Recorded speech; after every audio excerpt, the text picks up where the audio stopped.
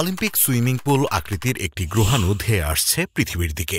আগামী ২৩ বছরের মধ্যে ভালোবাসা দিবসে পৃথিবীতে আঘাত হানতে পারে বলে আশঙ্কা করছেন বিজ্ঞানীরা। তবে গাণিতিক হিসাব বলছে পৃথিবীতে এটির আঘাত হানার সংখ্যা খুবই কম। গবেষকরা এখনও গ্রহাণুটি সম্পর্কে তথ্য সংগ্রহ করছেন, তাই এটি সম্পর্কে তাদের সিদ্ধান্ত পাল্টাতেও পারে। ২০৪৬ সালে পৃথিবী রক্ষা পেলেও ২০৪৭ থেকে ২০৫১ সালের ভালোবাসা দিবসগুলোতেও গ্রহাণুটির পৃথিবী পৃষ্ঠে আঘাত করার সম্ভাবনা রয়েছে।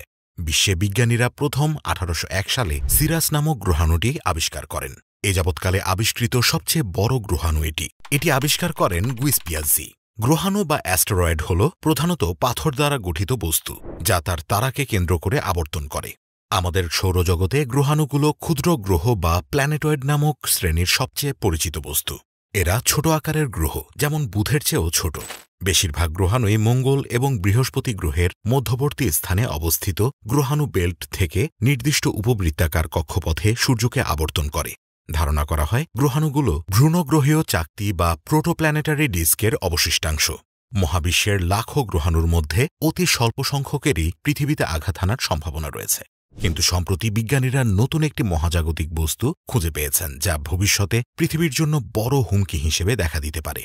২০২৩ সালে DW নামক ওই গ্রহাণুটির সন্ধান গত ২৬ ফেব্রুয়ারি প্রথম পাওয়া যায় বলে জানিয়েছে ইউরোপিয়ান স্পেস এজেন্সি ESA। এখন এটি সংস্থাটির রিস্ক লিস্টে জায়গা করে নিয়েছে।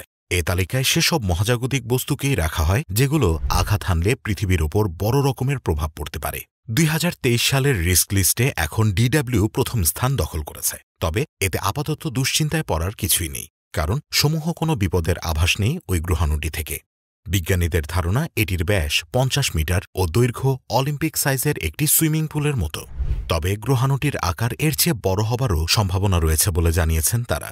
ESAর অনুমান, এ গ্রহাণুটির পৃথিবীতে আঘাত হানার সম্ভাবনা ৬০৭ ভাগের ১ ভাগ।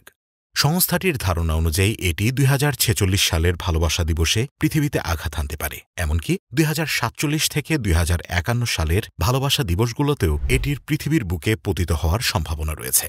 এদিকে মার্কিন মহাকাশ সংস্থা নাসার প্ল্যানেটারি ডিফেন্স কোঅর্ডিনেশন অফিস জানিয়েছে, তারা ২০২৩ সালে DWর ওপর নজর রাখছে এবং ২০৪৬ সালে এটির পৃথিবীতে আঘাত হানার ঝুঁকি খুবই কম।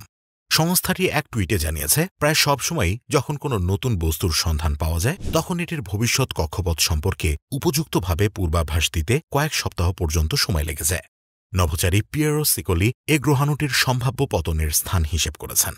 তার অঙ্ক অনুযায়ী এটি ভারত মহাসাগর ও US ইস্ট কোস্টের মাঝখানে পড়তে পারে। সিকোলি কেবল এক ধরনের অনুশীলন হিসেবে এ হিসেবটি করেছে। তিনি জানিয়েছেন, গ্রহাণুটির আঘাত করার সম্ভাবনা ভবিষ্যতে আরও কমে আসবে এবং একই সঙ্গে এটির পতনস্থলও বদলে যাবে। গত সেপ্টেম্বর মাসে নাসা তার ডাবল অ্যাস্টেরয়েড রিডিরেকশন টেস্ট বা DART মহাকাশযান ব্যবহার করে পৃথিবীর সঙ্গে একটি গ্রহাণুর সম্ভাব্য সংঘর্ষ ঠেকানোর চেষ্টা করে। পরে নাসার পক্ষ থেকে জানানো হয়, তারা এই চেষ্টায় সফল হয়েছে।